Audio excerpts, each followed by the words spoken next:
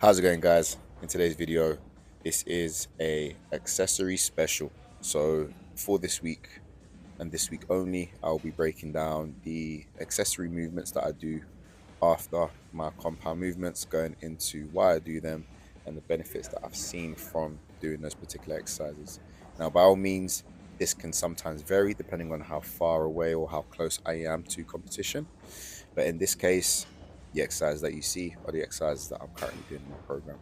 And we start things off with the Bulgarian split squats, which did not get off to the best of starts because the pad was moving around and there was no way I was going to persist with my back foot being on a steel barbell. I already hate this exercise, and now doing this exercise when I'm in pain is two things that do not mix together. But with that being said, I persist with this exercise because it's one of those exercises that every single time I improve, my squats and my deadlifts improve as well. And one of the reasons why this exercise is such a good one for me is because it allows me to target on multiple things. Any imbalances with regards to muscle size, especially as you know that I've been nursing an injury, and touch wood, everything's been really, really fine, really well, or progressing really well. So therefore, by doing this exercise, I'm now being able to kind of get my left leg at least, if not the same size, but at least as defined as my right leg, which is my most dominant leg, which is why I started on my left side. So that could be a note for you guys. If you have any imbalances, always start with the weaker side first and then move on to the stronger side. Another thing is strength, as I was mentioning before. Because of that injury as well, I felt that like I lost quite a bit of strength on my left side. So depending on the exercise, sometimes my left leg is actually a lot stronger than my right side. Another reason why I like throwing this exercise in my program is because I can target two muscle groups that will then help carry over into my squats and deadlifts, which is the quads and the glutes. So yeah, as much as I hate that exercise, I cannot deny the benefits. Then we move on to the hack squat. So this is purely in my program just to help build my quads.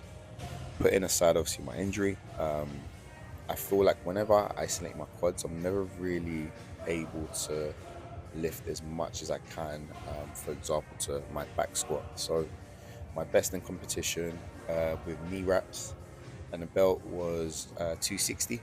Well, this wasn't in competition actually. I say that because I forgot to get a membership for that year, and I turned up with an invalid membership. So annoyingly, I had to just go to a nearby gym and just kind of do like a mock meet. Um, so I got 260 on that day, but in competition, I've done 255. My best squat in sleeves, I believe, was 235 kilos. But here I am struggling, or pretty much looking like I've just been put through a washing machine um, with just 25 kilos per side. So yeah, quads definitely still need a lot of work because that's an improvement in itself. Then we finish off with the Copenhagen side plank. So this is one movement where I target both my adductors and also my obliques, two areas that typically do not get worked.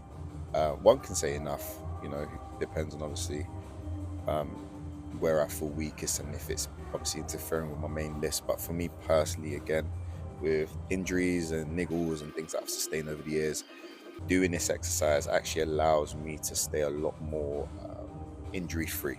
So it's one of the reasons why I kind of threw this in my program, and it's actually been quite a staple in my program. So I'm working through repetitions here where typically I just hold the position. And there you have it, guys. My accessories for day one. Stay tuned for day two. And as always, guys, like, share, and subscribe. Thanks for watching.